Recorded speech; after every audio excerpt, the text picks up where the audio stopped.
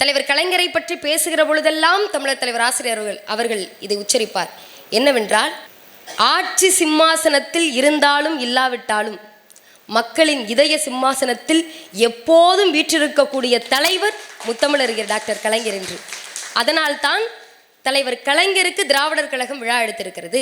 ஏன் எல்லாரும் பெரியாரை பற்றியோ இல்லை பகுத்தறிவு பாதையிலே எல்லாருமே போலையா, தலைவர் கலைஞர் மட்டும் அப்படி என்னங்க உங்களுக்கு ஸ்பெஷல்னு கேட்டால், தலைவர் கலைஞர் அவர்கள் தான் சொல்வார், பாம்புக்கும் கீரிக்கும் சண்டை வந்ததுன்னா உடல் முழுக்க வலியோட அந்த ரத்தத்தோட அந்த கீரி என்ன பண்ணுமா, மூலிகை செடி இருக்கக்கூடிய இடத்துல போய் படுத்து உருளுமா. அந்த மூலிகை செடி போன்றதுதான் எனக்கு பெரியார் திடல். எப்பொழுது எனக்கு ஏற்ற தாழ்வு ஏற்பட்டாலும் நான் போய் மூலிகை பெற்றுக்கொள்ளக்கூடிய இடம் பெரியார் திடல் தான், தமிழர் தலைவர் ஆசிரியர் தான் என்று சொன்னதனால் அதனால மட்டுமா அவரை கொண்டாடுறோம்னா கிடையாது. எத்தனையோ தலைவர்கள் இருந்திருக்கிறார்கள், எத்தனையோ தலைவர்களை இந்த தமிழ்நாடு பார்த்திருக்கிறது, எத்தனையோ தலைவர்களை முதலமைச்சர் கட்டில் பார்த்திருக்கிறது, இன்றைக்கும் பல பேரை பார்த்து கொண்டிருக்கிறது. ஆனால் பார்ப்பனியத்தை உயர்த்தி பிடித்து ஒரு பதவியில் உட்கார்றது எளிது. பார்ப்பனர்கள் பார்த்து அவாக்கள் ரொம்ப நல்லவங்க, ஏன்னா பாடப்புத்தகத்திலே எழுதி வச்சிருந்தோம், வண்ணான் குயவன் ஐயர் அவர் நல்லவர் எழுதி வச்சோமா இல்லையா? அப்போ அந்த பார்ப்பனர்களை உயர்த்தி பேசுறது எளிது. ஆனால் ஒரு முதல்வர் சிட்டிங் சிஎம்மாக இருக்கிறாரு, பத்திரிகையாளர்களுக்கு மத்தியில் உட்கார்றாரு, ஊடகவியலாளர்களுக்கு மத்தியில் உட்கார்றாரு. நன்றாக இங்கே இருக்கிறவங்க யோசிச்சு பார்க்கணும், யாராலையாவது இதை பேச முடியுமா? எந்த மனு தர்மத்தை எதிர்த்து கேள்வி எடுத்து வைக்கிறார்.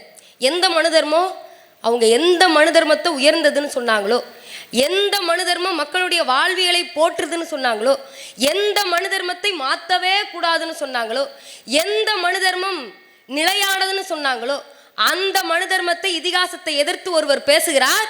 என்ன சொல்றாரு? ஆண்டவன் படைப்பில் அனைவரும் சமமெனில், ஆண்டவன் படைப்பில் அனைவரும் சமமெனில் அவன் உயர் ஜாதிக்கு மட்டும் தங்கத்தால் மூளை செய்து தலைக்குள்ளே வைத்தானா? மற்ற ஜாதி மக்களுக்கெல்லாம் மண்டைக்குள் இருப்பது களிமண்ணா சுண்ணாம்பா என்று கேட்ட ஒரே முதல்வர் முத்தமிழறிஞர் டாக்டர் கலைஞர் மட்டும்தான். அதனால தான் மக்களின் இதய சிம்மாசனத்தில் வீற்றிருக்கக்கூடிய தலைவர் என்று தமிழர் தலைவர் ஆசிரியர் அவர்கள் சொன்னார். அப்படி என்ன மக்களினுடைய இதயத்தில் அவர் வீற்றிருக்கக்கூடியவர், அப்படி என்ன பண்ணிட்டாரு? எல்லாருக்காகவும் அப்படி என்ன பண்ணிட்டாரு? ஒரு தலைவர் முதலமைச்சர் கட்டிலில் உட்கார்ந்ததுக்கு அப்புறமா, நாற்காலியில் உட்கார்ந்ததுக்கு அப்புறமா, இன்னைக்கு இருக்கக்கூடியவங்களாம் பல பேர் இருக்கிறாங்க, ஆட்சியை மட்டும் பார்க்கக்கூடியவர்கள். ஆனால் முதலமைச்சர் நாற்காலியில் உட்கார்ந்ததுக்கு அப்புறமா சிறுபான்மையின மக்கள், மாற்றுத்திறனாளிகள், திருநங்கைகள், திருநம்பிகள், ஒடுக்கப்பட்டவர்கள், பிற்படுத்தப்பட்டவர்கள், கல்வி கிடைக்காதவங்க, பெண்கள் என்று ஒட்டுமொத்த உழைக்கக்கூடிய பின்தங்கி சமுதாயத்தில் பின்தங்கி இருக்கக்கூடிய மக்களை பற்றியெல்லாம் அனுதினமும் ஒரு முதலமைச்சர் நாற்காலில் உட்கார்ந்து கொண்டு ஒருவரால் சிந்திக்க முடிந்தது என்று சொன்னால் அந்த புகழுக்கு உரியவர் முத்தமிழறிஞர் டாக்டர் கலைஞர் மட்டும்தான். இசை கலைஞர்களை பற்றி ஒரு முதலமைச்சரால் யோசிக்க முடியுமா? அன்னைக்கெல்லாம் யார் பாடுறது ஒசத்தின்னு சொன்னாங்க. அவாக்கள் ஒரு 7 கட்டையில் பாடினாதான், ஒரு கட்டை கூட குறையக்கூடாது, 7 கட்டையில் பாடுறது தான் ரொம்ப ஒசத்தி. நாங்கள் பாடுற பாட்டு தான் கர்நாடக இசையில் பாடுறது தான் ரொம்ப ஒசத்தின்னு சொன்னாங்க. தமிழ் இசைக்கலைஞர்கள் யாருன்னு கேட்டால் ஒரு 3 பார்ப்பனர்களை சொன்னாங்க. அந்த 3 பார்ப்பனர்கள் மட்டுமல்ல, அவர்கள் மட்டும் தமிழ் இசைக்கலைஞர் வளர்த்தவர்கள் கிடையாது என்று சொல்லி 3 தமிழர்களை இசைக்கலைஞர்கள் பட்டியலில் சேர்த்த தலைவர் முத்தமிழறிஞர் டாக்டர் கலைஞர் மட்டும்தான். சொன்னதோடு மட்டுமல்ல, இசைக்கலைஞர்களுக்கு நலவாரியத்தை அமைத்து கொடுத்த தலைவர் முத்தமிழறிஞர் டாக்டர் கலைஞர். இப்போ இசைக்கலைஞர்கள் ஒரு சமூகத்தில் ஒடுக்கப்பட்டவர்களை பார்த்து இசைக்கலைஞர்கள் வரையில் ஒருவரால் உற்று நோக்க முடிந்திருக்கிறது என்று சொன்னால் அந்த தலைவர் எத்தனை மக்களை பார்த்திருப்பார், எத்தனை பேரை சந்திச்சிருப்பார். எல்லோருடைய வேண்டுகோள்களையும் ஏற்றுக்கொண்டு முதலமைச்சர் ஆட்சி கட்டிலில் அமர்ந்து கொண்டு எல்லோருக்குமான அரசை ஒரு முதல்வரால் இந்த தமிழ்நாட்டில் கொடுக்க முடிஞ்சதுன்னு சொன்னால் அது தலைவர் கலைஞர் அவர்களால் மட்டும்தான். ஏன் சொல்கிறேன்னா, பிற்படுத்தப்பட்ட ஒடுக்கப்பட்ட சமுதாயத்தை சேர்ந்தவர்கள்லாம் முன்னேறணும்னு சொல்லிக்கிட்டே இருந்தாங்க. பல பேர் பேசுகிறாங்க, ஒரு தலைவர் மட்டும்தான் ஆட்சி கட்டில்களை உட்காந்து இடஒதுக்கீடுன்னு ஒன்று கொடுத்து இந்த மக்கள்லாம் வீட்டில் உட்காந்துக்கிட்டு நீங்கள்லாம் எங்களுக்கு கீழே உட்காந்து வேலை பார்க்க மட்டும்தான் தகுதியானவர்கள்னு பார்ப்பனர்கள் சொன்னப்ப, இல்லை இல்லை நீங்கள் மட்டும்தான் படிக்கணுமா, நீங்கள் மட்டும்தான் பள்ளிக்கூடத்துக்குள்ளே போகணுமா, நீங்கள் மட்டும்தான் கல்லூரிக்குள்ளே போகணுமா, என் பிள்ளைங்களும் போய் படிக்கும், சும்மா இல்லை அக்ரகாரத்து வழியாகவே சென்று என்னுடைய பிள்ளைகள் பள்ளிக்கூடத்தில் படிக்கும் என்பதனை சொன்ன தலைவர் தந்தை பெரியார், பேரறிஞர் அண்ணா, முத்தமிழறிஞர் டாக்டர் கலைஞர் அவர்கள் போட்ட விதை தான் இன்னைக்கு நம்ம பிள்ளைங்கள்லாம் படித்து பட்டதாரியாக இருக்கிறாங்க, ஐஏஎஸ்ஸாக இருக்கிறாங்க, ஐபிஎஸ்ஸாக இருக்கிறாங்க. நேற்றுக்கு தினம் நான் கும்பகோணத்தில் பாபநாசம் பகுதியில் பேசினேன். பாபநாசம் பகுதியில் பேசும்போது பேசி முடிச்சுட்டு இறங்கிட்டேன்.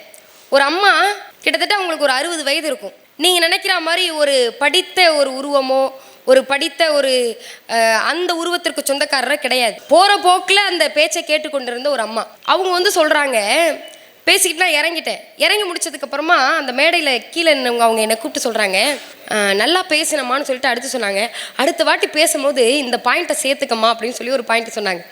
என்ன அப்படின்னா, நான் இதை கலைஞர் பேசியே கேட்டிருக்கிறேன். இந்த பொதுவாக நம்மெல்லாம் வந்து ஆண்கள் பெண்களுக்கு முன்னாடி திரு சேர்ப்போம். ஆனால் ஒரு உயிரற்ற பொருள், ஒரு பைப்பு இருக்குல்ல, கலைஞர் பேசுகிறப்ப சொன்னார், ஆண்களுக்கு முன்னாடி திரு சேர்த்து பார்த்துருப்பீங்க, பெண்களோட பேருக்கு முன்னாடி திரு சேர்த்து பார்த்துருப்பீங்க, பைப்புக்கு முன்னாடி திரு சேர்த்து திரு பைப்புன்னு சொன்ன இடம் நம்முடைய தமிழ்நாடுன்னு கலைஞர் பேசினார் அப்படின்னு அந்த அம்மா சொல்கிறாங்க.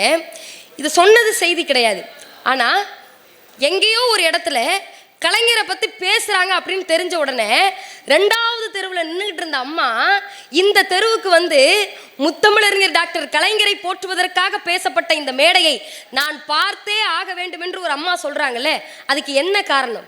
ஒரே ஒரு காரணம் தான். இந்த தமிழ்நாட்டில், இந்த தமிழ் சமுதாயத்தில் பெண்களை தலைநிமிர வைத்த இயக்கம் இந்த திராவிட இயக்கம் தான். பொதுவாக கல்யாணம் பண்ணி கொடுக்குறப்பெல்லாம் அம்மாக்கள்லாம் வந்திருக்கிறீங்க, உங்களுக்குலாம் தெரியும்னு நினைக்கிறேன். கல்யாணம் பண்ணி கொடுத்தா நம்ம நிமிந்தே பாத்திரக்கூடாதுன்னு சொல்லி ஒரு 4 முழத்துக்கு பூ பின்னாடி இருக்கும். அதையும் தாண்டி தலை நிமிந்துடக்கூடாதுன்னு பின்னாடி நாத்தனார்னு ஒரு கேரக்டர் நிற்கும். தலை நம்ம நிமிந்து பாத்திரவே கூடாது. ஆனால் அந்த தலையை நிமிர வைக்கிறதுக்கு அந்த இடத்துல ஒரே ஒருத்தர் தான் இருப்பார். யார்? புகைப்பட கலைஞர்.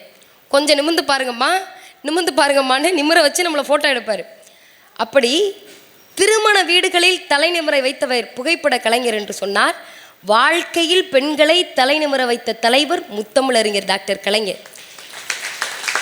ஏன் சொல்கிறேன், அப்படி என்ன பண்ணிட்டாருன்னு கேட்டால், முதல் சுயமரியாதை மாநாட்டில் தந்தை பெரியார் ஒரு தீர்மானம் போடுறார். என்ன தீர்மானம்? அப்போல்லாம் என்ன, பெண்கள்லாம் பிறக்கவே கூடாது, நம்மலாம் பிறந்துட்டா காவிரி ஆற்றுல தூக்கி போடலாமா, இல்லை நெல் கொடுத்து சாவடிக்கலாமா, இல்லை கள்ளிப்பால் கொடுத்து சாகடிக்கலாமான்னு பெற்றோர்கள்லாம் நினச்சிக்கிட்டு இருந்தப்ப, தாய் தகப்பன் இங்குள்ள அம்மாலாம் உட்காந்துருக்குறீங்கன்னா என்ன ஒரே ஒரு காரணம், நெல் கிடைக்காம இருந்திருக்கணும், கள்ளிப்பால் கிடைக்காம இருந்திருக்கணும், அதனால தான் பிறந்து வந்திருப்பீங்க. அப்போ இப்பேற்பட்ட ஒரு சமுதாயத்தில் ஒரு தலைவர் தீர்மானம் போடுகிறார். பொம்பளை பிள்ளைய பிறக்க வைக்கலாமா வேணாமான்னு யோசிச்சுட்டு இருந்த சமுதாயத்தில் ஒரு தலைவர் பொம்பளை பிள்ளைங்களை காவல்துறையிலும் இராணுவத்திலும் பணியமர்த்த வேண்டும் என்று ஒரு தலைவர் தீர்மானம் போட்டார். அவர்தான் அறிவுலக பேராசான் தந்தை பெரியார். அது அன்னைக்கு சிறுவனாக இருந்து கேட்டுக்கொண்டிருந்த ஒரு தலைவர் 1973 ஒரு பெண்ணை காவல்துறையில் பணியமர்த்துகிறார். இந்த சிங்க பெண்களுக்கு அஸ்திவாரம் போட்ட தலைவர் முத்தமிழறிஞர் டாக்டர் கலைஞர். 1973 ஒரு உதவி ஆய்வாளர், ஒரு ஏட்டு, 20 காவலர்கள் உட்பட ஒரு குழுவை நியமித்து அதற்கு ஒரு தலைமை அதிகாரியாக உஷாராணி என்ற பெண்ணை காவல்துறையில் பணியமர்த்தியவர் முத்தமிழறிஞர் டாக்டர் கலைஞர்.